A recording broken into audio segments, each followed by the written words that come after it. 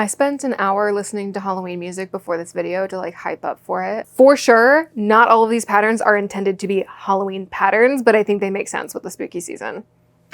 Also, it's my channel, I'm in charge, so I can do whatever I want. Speaking of, you need to back up. You're sitting like way too close to me and we need some boundaries, okay? Oh my gosh, you look like you're dead. The Witching Hour by Hannah Mann. I love the like elongated like plague doctor skull imagery that we have going on in the colorwork yoke. So beautiful. I like that it's spooky season without leaning on the cartoony side. There's definitely a place for that, but I like having a mixture of both options really. The designer has described this pattern as being a swancho because it has such a deep yoke. And that just means like sweater poncho combo. And having a deep yoke just means that when you split for sleeves going top down, you're doing that lower on the body than higher up. I personally would knit this totally in this like dark ruby red color and have the contrasting color be that bright white. All in all, this pattern is absolutely beautiful and I would love to make it in like a red and wear it with this dress because I just think that would be such a cute combo.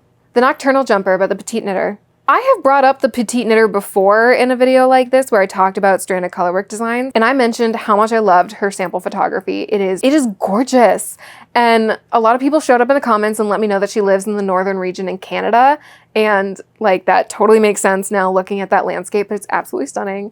And I just want to cry looking at these photos because she has a black cat. And if someone knows, is that her cat? Did she borrow a cat or is that hers? It's so cute. Such a well-behaved cat. It's not even on a harness.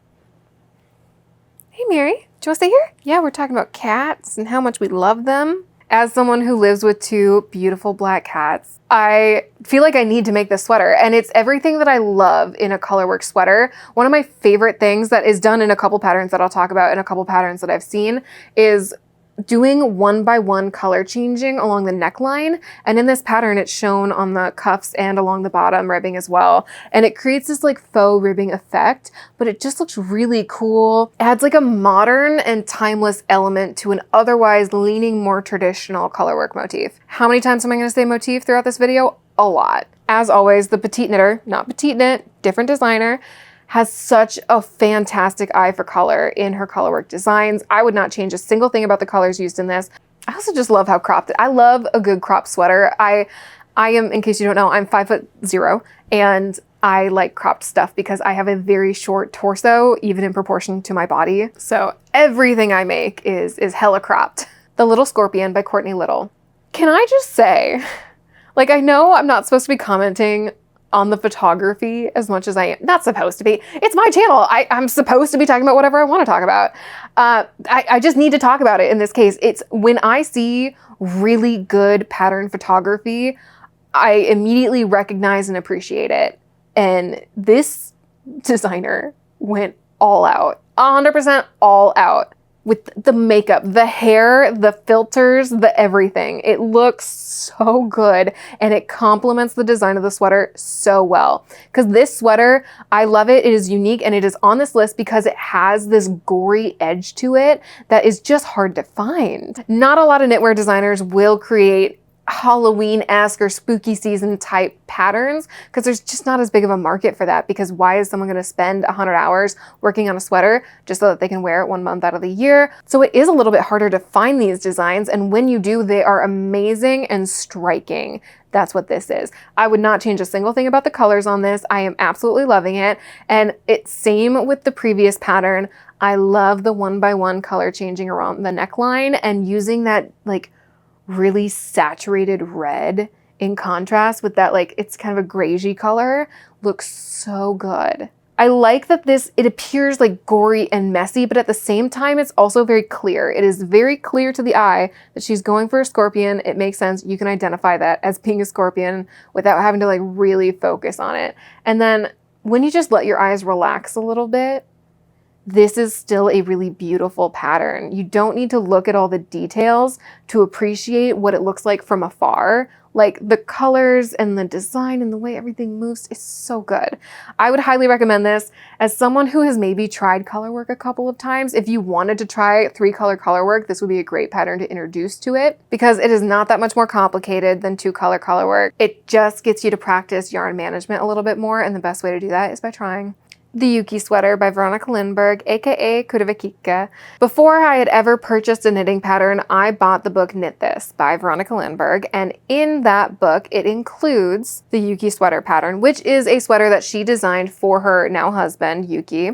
And she wanted something that was leaning a little bit more masculine, and I think it really well combines like masculine, minimalist, and Scandinavian at the same time. I really like this for like a more simplistic, subtle approach towards Halloween, where it still has like that skeleton design to it. Something that I also think would be really beautiful with this is pattern hacking and combining this with the Dirty Caramel sweater. I think it'd be really interesting to find a way to blend the colorwork motifs of each sweater into one another, and that could create something really interesting, and I would have a lot of fun with color on that. I actually did take those two colorwork patterns and I applied the colorwork designs, combining them into a Halloween sock that I made. I want to redo those socks. I want to try them again because I think I could do it again, and I think I could make it really cool. The mistake that I made was, this was really early in my knitting journey. I made these with leftover drops alpaca that I had on hand, and they are incredibly delicate, which means that they're not entirely super functional as socks. And then I also ran out of the colors, and so they don't match, and I didn't get to use the colors all the way through, and I had to make some design choices. So I think I could do these again, and I think I could make it better. Back to the Yuki sweater. I do love wearing sweaters that are designed for a more masculine body because I feel like the fit is just, it's really relaxed and more boxy on me, and I do like the feel of that. And then if I were to knit this for myself, I think I would go a little bit bigger on the collar, and I would definitely crop it. I think this would be such a cute Halloween simple cropped shirt, top, sweater. Sabrina sweater by Megan Reagan. This one is like early 2000s nostalgic Halloween to me. The colorwork motif is extremely striking and very high contrast, especially in the colors that were used. It is like extremely definable. And I love that, like, obviously this pattern can be adjusted to have different sleeve lengths, but I like that it's designed particularly for a shorter sleeve length, because a lot of us don't live in climates where it gets all that cold on Halloween. But when I was a kid growing up in Minnesota, it would be like snowing for most of the Halloweens. It was cold. I am terrified of color, especially the color orange. That is one of my big no-no colors because I just don't feel cute in it, and it just doesn't work for me. So if I were to make this myself, I would definitely opt for like very similar colors, honestly, but just slightly less saturated. So I think I could go with a brown instead of the orange, and then doing like a charcoal gray instead of the black, doing a beige instead of the white, just like toning everything down, like desaturating, lowering the contrast just ever so slightly. I do really like the fit of this, and I love the way that it's styled with like the Peter Pan collar underneath. That is so cute. Also, I am super against putting images of children without their consent on my YouTube channel. So I will not be showing this picture, but if you have access to Ravelry, you can follow the link below and go to this pattern and then go to projects, and pretty quickly you'll find there's an image of like a young boy that is wearing this sweater, and it is made so well. It uses like a tweedy charcoal yarn for the body, and the way that it's executed and the colors chosen, they just look so good, so cozy, very fall. And I think this could so easily be adjusted as a pattern for a child. He is rocking it. Hello Gorgeous by Lacey Williamson. This one is such a gentle like approach to Halloween, and I think could be stretched out and worn like throughout the entire autumn season. Obviously, all of these could be worn as often or whenever you want, but this one, it would like make sense and fall into the trends of the entire fall season. And I like that it has that lighter, more natural vibe to it and is leaning away from the dark side of Halloween. Again, this could be so easily modified for different seasons, but I do like that it has that shorter sleeve design to it, and it's intended for that kind of style, which I think also makes this a cute layering piece. I am a 90s baby, which means jean jackets. I still think they're cool. I will always have a jean jacket in my wardrobe, and I would so put a jean jacket over this with a pair of orange pants. Ooh, I would do the exact colors that she did. Everything would remain the same. I love the use of the speckled yarn because she uses like this creamy base with like a orange speckling to it, and I think that plays off really cool. Dark Academia by Sharon Hartley. Wow. Can I just say wow about this one? It feels, I was trying to figure out what it is about this that's so interesting, and I think I figured it out. It looks lacy. Like color work used to create a lacy vibe. That is so fascinating to me. I also like appreciate the heck out of when you go to the projects on this, everyone has done different color combinations. Like no one just did what she did.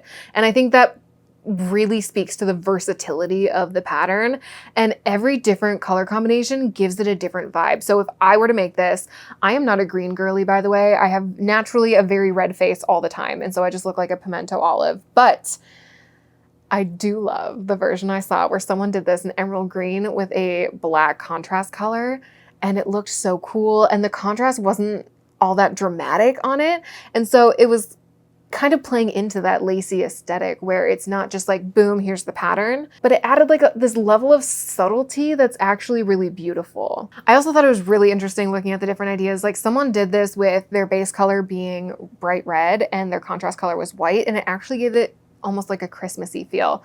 So again, I don't think that this is necessarily like a Halloween leaning pattern, but if you went for the darker colors, it gives it that like antique gothic vibe. Like I've never been to Europe, but this is what I would imagine wearing in October in Copenhagen at night. Well, drinking a pumpkin lager. The Bub Bonnet by Lydia Morrow. Can I just say, I need to figure out my confidence, and I need to figure it out now because I don't see myself ever leaving the house wearing this, but I want to. I want to be the person that wears this outside. I need to be that person. This is such a cool pattern and I want to make it, and I should definitely absolutely make it, of course, but like Lydia Morrow is so talented at creating avant-garde and sculptural knitwear that definitely strays from the pack. If you're not familiar with Lydia Morrow, she is an extremely talented designer, brilliant use of color. She uses bright color in a way that doesn't scare me. And then she's also known for her very size inclusive patterns, and I really appreciate that. One thing that I really do love about this bonnet pattern is that she does show in the different samples that there are different ways to approach making this. So she has one with like the large horns on it, love. One with the short horns on it in this yellow color, also love. I think I would be more comfortable wearing this one, but I'd still want to make the like large horn one. And then she obviously, you can just make it without the horns and just have a pretty standard bonnet, which is also like super cute. The reason why this pattern is being incorporated into this list is because it's one of the few patterns on this list that I think could become a costume in itself. Like I could see myself making this bonnet, making it in that red color, and then making a colorwork sweater. I'm kind of obsessed with the color combinations that she has in her sample photos because she has this like baby pink combined with this like bright cherry red. And I think it would be really cool to do a colorwork pattern with those two colors in it and then have that bonnet on it. I think that would be a really fun like knitter's approach to a Halloween costume. This pattern makes me feel like a little kid. Broom Riders by Tiny Owl Knits. This can actually be bought in a bundle with a couple other Halloween patterns, all of which look like really cute and very Halloween-y. I, again, like that these can be incorporated into a costume if you're someone that lives in a colder climate, needs to go trick-or-treating with your kid, or your kid needs something to wear trick-or-treating. These would be great. I love that they go up really high and they have that calf shaping, and it would provide some much-needed warmth if you're walking from house to house in the Midwestern or northern half of the United States on Halloween night. I love the classic black and white. I think it looks really cool, especially if you're going with a Halloween-y vibe. But if you look at the other projects that have been done for this, it's really interesting to see. Everyone went with different colors. And I think it's a really great stash buster too. If you wanted to use up like a ton of different colors and do a different color for every stripe would be fun. Again, these have versatility outside of the Halloween season, but they can lean very Halloween. Spooky Season Socks by Renarde and Dormy. Okay, wait. This person is French. Forgive me, people that know French. I'm gonna butcher my enunciation, but I'm gonna try again with my best French accent. Here we go. Renarde and Dormy. Reading through the pattern description, because it's in French, really just like brought me right back to high school French. The reason that I like these so much is first off, the color combination. Very, very classic retro Halloween to me. I love that they take the classic Halloween colors of orange, yellow, black, white, and desaturating them a little bit more makes it way more my style. They just look so good together. Another reason I love this is we're utilizing light fingering weight yarn, and that is important in colorwork socks because then you get to have your colorwork design actually look like what you're going for. When you're thinking about it like pixel art, obviously the more pixels you have, the more dense that is, the more interesting of a design you can go with. And this one, because it's using like 2.5 millimeter needles, because of that, the bats actually look like bats, even the small ones. The cats look like cats. And it just creates this like beautiful level of detail. Cyclops Pot Plant by Butterfly Love. If this just isn't fun. Obviously, I have cats, and my cats are very picky eaters. Like, they literally don't even like wet food. It's astounding. Mary, she straight up won't eat chicken or salmon or like shrimp. She just doesn't like people food, but she will eat plants down to the root, including the dirt. Both of them will. And so we can't have plants in our house. And so I've been looking for plant alternatives. And to me, like, this would be such a fun way to have something plant-ish in my home that's not exactly a plant. I would have this up year-round, 100%. One thing that I especially love about this pattern is the incorporation of different elements. So it would have been so easy for them to just release a pattern with just the eyeballs and the stem, but they have other elements included, like just the bud or some smaller buds, maybe some leaves thrown in there. I would absolutely also like crochet some fake dirt and put this in a real pot. Also, if I were to make this myself, I think it would be really, really cool to just make a ton of it, like make a really dense plant, very luscious. It could also be interesting to do this as a hanging plant and have them hanging down. Gosh, Pip, we're playing some risky games with this dress. Aren't they like the cutest thing to have ever existed? Big Pumpkin by Tatiana Korovka. I looked at over 100 knitting patterns for pumpkins, and this one was my favorite. Yet the finished product is like 10 inches wide. Like that's a big pumpkin. And a lot of the patterns tend to lean on like the smaller side, like the smaller, daintier pumpkins that one can purchase. I like that this one goes bigger, and I also really love how it was done from a structural standpoint. It looks amazing, and it leans away. I think some of them can be a little bit more minimalistic in structure and lean a little bit more cartoony. This one feels like a grown-up knit pumpkin to me. Absolutely fascinating looking at the different projects that people have done with this. I highly recommend going on Ravelry and checking out the different projects because people did this in different colors, different yarns, different sizes, and slightly different shapes when you go to stuff it. Some looking flatter, larger. This can also be purchased in a bundle with a bunch of other Halloween patterns in it, but this was definitely my favorite within that bundle. Another reason why I think this leans away, especially in the sample, away from that cartoony pumpkin vibe is the yarn that was used is so subtly marled, and it creates just a slight variation in the color, which appears to be more natural. The color choice is also slightly more subdued. A lot of people when they do pumpkins, tend to go with like this neon orange.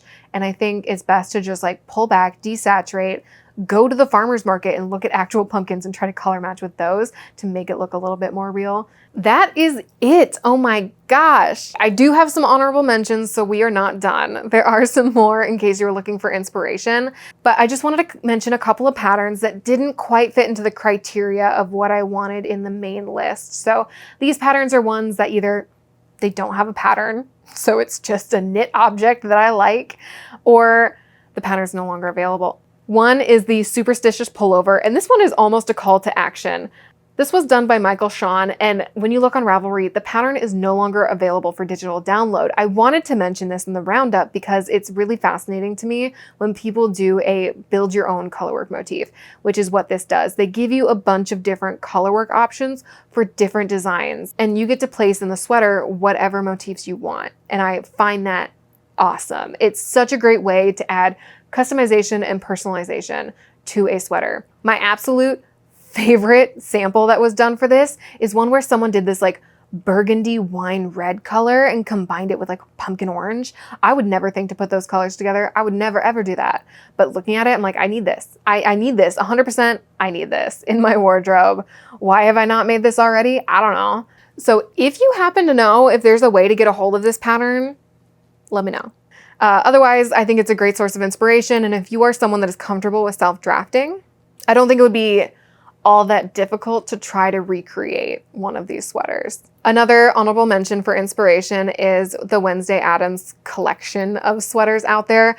I didn't want to include any particular patterns based on this because no one really designed these. Like no, to my knowledge, no knitting designers actually designed these sweaters. They wrote patterns based on what they were seeing.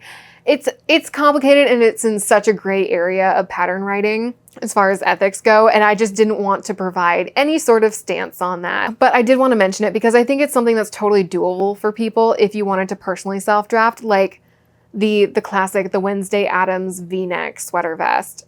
Just find any old sweater vest pattern and toss on some black and white squares.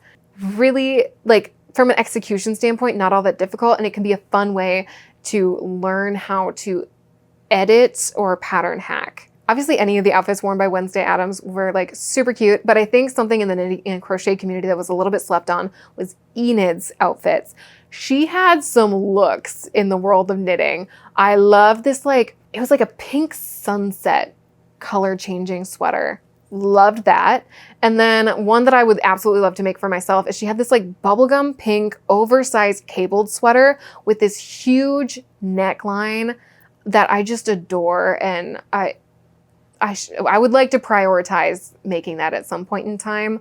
I think going bubblegum pink and choosing a more summery color and doing that with an oversized cable work sweater is such an unexpected combination in a way that I really appreciate. Two more honorable mentions. One is the Coraline sweater, and I just want to open up with an apology. I have not yet seen the movie Coraline. It is on my list. If you've seen my 100 movies to watch, Coraline is on my list. I will watch it before Halloween this year, I promise. And there are definitely patterns out there. I didn't want to recommend any single one in particular, but you can just go ahead and Google like Coraline sweater knitting pattern and you will find some. Another way to approach this is just going with a simple basic sweater construction that you really like and recreating the same color that was used, and then looking up like a knitting or crochet star pattern and just sticking those right on. You could also do duplicate stitch stars, or embroidered stars would also be really cute. It's just a fun opportunity to play around, I think, and it's really not, it doesn't need to be complicated. And another pattern that like plays into the costume side of Halloween is the My Neighbor Totoro set by the Fruit of the Loop studio. I think that this is such a fun way to approach knitwear design based on film, because you have the like copying sweaters from film, which is one way to do it. I've done it in videos before. I have no problem with it for personal use. But I like this, using a character, especially an animated character, as inspiration for a design. And I think this would be a fun way to like feel like you're wearing a costume and have it be a little bit more wearable. It's just silly and fun. And that's what we're here for, silly and fun. Are there any patterns that you love that like fit into the vibe of Halloween that I did not mention? Please include them. I would love to do a crochet version of this in the future because there are so many really epic Halloween inspired designs done with crochet that just like need to be mentioned. If you made it to the end here, I hope you liked the video. I can't imagine someone hate watching a video for this long. Like that seems like a weird choice to make. So I'm assuming that you like it. And if you do, and you just feel like exercising your fingers a little bit, just like tickle the like button a little bit. If you don't, me, Pippin, and Mary are just gonna sit here and gossip about the fact that you are a bad person. You're not. I'm sorry I said that. Mes chers et moi, disons joyeux Halloween.